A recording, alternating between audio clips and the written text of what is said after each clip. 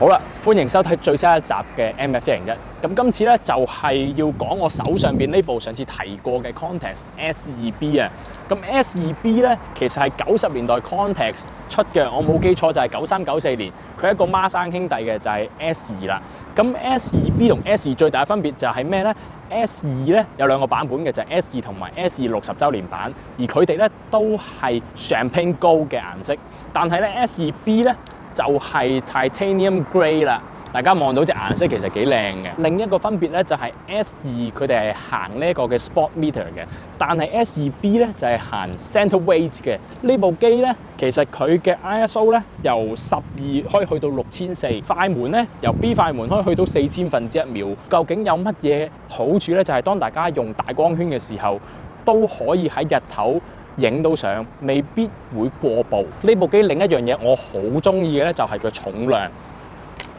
佢咧唔連電池同埋唔連鏡頭嘅話咧，就只有500幾 gram， 所以咧就可以咁輕易地拋得起啦。我今日配埋呢支之前成日講嘅 Contax CY 45 2.8 mmJ 咧，就令到成個組合咧都係1000 gram 以內嘅啫，其實都冇啊，1000 gram 俾多佢啦，800幾 gram 嘅啫，支鏡頭都係百幾 gram， 部機又500幾咁樣。咁受惠於佢嘅重量係咁輕嘅情況之下咧，佢係一部好適合帶喺身啊，隨時擺喺袋拎出嚟 snapshot 嘅機。而佢呢個 classic 嘅機身設計咧，亦都好俾到一種優越感嚟啊！加埋呢隻 Titanium Grey 啊，咁所以咧係我其中一部最中意嘅菲林相機嚟嘅。由於佢係行機械快門啦，所以假如你影下突然之間冇咗電啊，又或者個測光壞咗嘅話咧，你都可以照樣繼續用呢部機影相嘅。佢嘅電池咧就只係俾呢一個測光用嘅啫。咁 Contax 嘅好多電子機都係，假如冇電就乜都影唔到啦。但係咧佢就做咗呢兩部 S2 同 S2B 俾大家去 back up 翻佢嘅 CY Lens System 啦。咁好啦，講緊試菲林相機喎，就點可以少得菲林咧？咁今日咧，我哋要試嘅就係呢筒 CineStill 嘅88T。CineStill 係一個比較新嘅廠，88T 咧就代表佢係88度，咁佢係 color negative 嚟嘅。而我會將 88T 咧推到 ISO 6400嘅，務求咧就係喺我用2.8光圈嘅情況之下咧，唔會輸太多光之餘咧，亦都可以保持一個安全嘅快門。咁好啦，事不宜遲啦，就即刻將呢筒菲林放入去，我哋就同大家去影相啦。喺今日我哋出發去沖菲林之前咧，就同大家再仔細啲咁樣望下部機啦。好啦，咁大家睇到呢度啦，就有 dial， 佢咧係唔可以360度轉嘅，嚟到個 B 咧就會棘住咗噶啦。咁250呢個咧就係閃光同步啦。另外再望到呢一邊 ISO dial 咧，佢最細嘅 ISO support 度咧係12，咁最高嘅 ISO 咧係6400。咁大家都可以望到呢度有一個hot shoe 嘅閃燈接點啦，然之後咧機身呢度咧其實都有開關嘅。咁紅色咧就係 lock 機，白色咧就係着機。咁你着咗機之後，你又可以撳到快門噶啦。咁呢一個快門嘅過片杆咧都可以放翻落嚟 lock 住嘅，係啦。咁我哋睇下個片夾啦，係好簡潔嘅。大家可以望到呢邊咧就擺菲林啦。然之後咧，快門簾再撳多次俾大家睇啦，係開個 B 俾大家睇下先。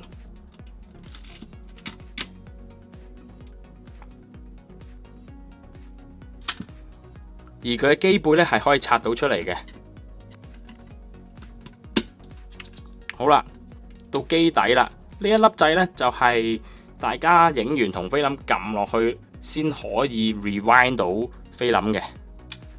咁啊 rewind 嘅掣啦，而隔離呢邊咧就係佢嘅電池位啦。咁呢一個咧，可能我講漏咗就係你要撳實呢個掣先可以轉到佢 ISO 嘅，佢係一個 ISO lock 嚟嘅。咁好啦，機身嘅名咧亦都寫咗喺大家平時嘅手指公位嗰度。仲有一樣嘢就係呢度有個 PC Sync 啦。咁如果大家真係要用閃光燈嘅話咧，除咗上高 hot shoe 之外咧，亦都可以選擇用 PC Sync 嘅。呢度亦都有一個自拍定時掣啦，呢個就係鏡頭嘅 release button 啦。最底呢，就係一個光圈嘅 preview 掣啦。好啦，部機嘅講解呢就差唔多啦。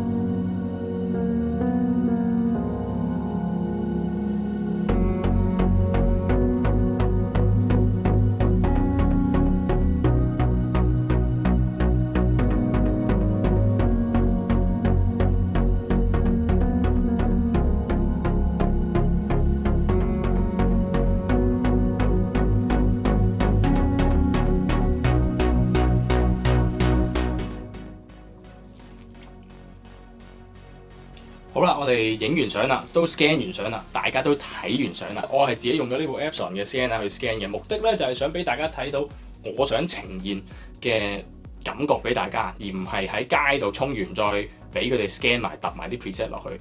咁就變咗我自己全程控制咗個相嘅 quality 啦。咁有少少離咗題嘅，我哋講翻部相機先。咁今次咧，究竟試唔試得到呢部相機嘅功能咧？我覺得係成功嘅。大家可能會覺得啲相點解有啲暗啊？點解有啲睇唔清啊？完全望唔到啲 shadow 位嘅咧？咁其實呢一個咧，我覺得唔可以怪部機喎。咁只可以話係呢同菲林佢嗰個寬容度冇咁大。但係咧，你留意翻呢幾張相嘅 highlight 位啦。佢哋 highlight 位咧，其實都好實淨，都唔會話係爆光，而且咧係一個啱嘅 exposure， 變咗咧呢部機可以帶到俾大家嘅咧就係、我 set 咗喺 ISO 6000，影緊800度菲林，再推3級嘅時候咧，原來個 highlight 位都唔爆嘅喎，即係話佢嘅測光係冇問題啦。講翻呢部機嘅分數啦，咁我會俾3個分嘅。第一咧就係、佢外形啦，呢部機好靚仔，而且咧好輕，仲有一個好細部，變咗5分滿分。第二就係佢嘅功能，咁喺功能上邊咧，我俾4分嘅啫。點解咧？因為佢行全 M mode，佢除咗測光之外咧，佢冇任何功能㗎啦，仲有個自拍。咁睇下你計唔計啦？佢嗰個測光就好準啦，就變咗我覺得喂4分完全係抵到爛啦。咁嗰1分扣喺邊咧？